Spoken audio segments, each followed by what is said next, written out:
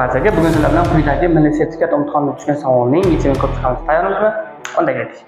Demak, bizga quyidagi kasrni soddalashtirib talab etilyapti. Qaraylik, buni eng sodda yo'llardan birida ishlaymiz. Ya'ni e'tibor beradigan bo'lsam, quyidagi sonlarning har biri 5 ga bo'linadi.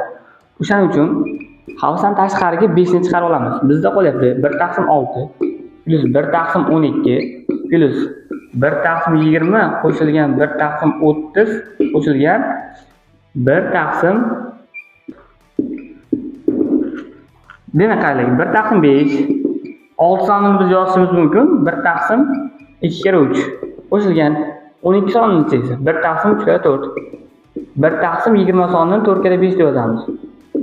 1 taqsim 5 kere 6 va 1 taqsim 6 kere 7 ko'rinishda yozsak bo'lar ekan. Demak qaraylik, 1 taqsim yozsa bu ko'rinishda kasr narsa ko'rganmiz, ya'ni orasidagi farqni chiqarib olardik hamda birinchisi bilan oxirgisini ayirmachi qolib ketadi doim. Endi qaraydigan bo'lsak, hozir orasidagi farq 1 ga teng. Demak, 1 taqsim 1 ni chiqarib olsam, bizda qolishda qolib ketadi. Birinchi hadi 1 taqsim 2 ayrilgan, oxirgi hadi 1 taqsim 7.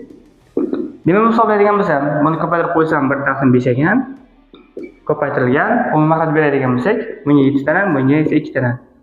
5 taqsim 14 qolar ekan. Demak, 5 larni qisqartiradigan bo'lsak, 1 taqsim 14 javobimiz qolar ekan. E'tiboringiz uchun rahmat, salomat bo'ling.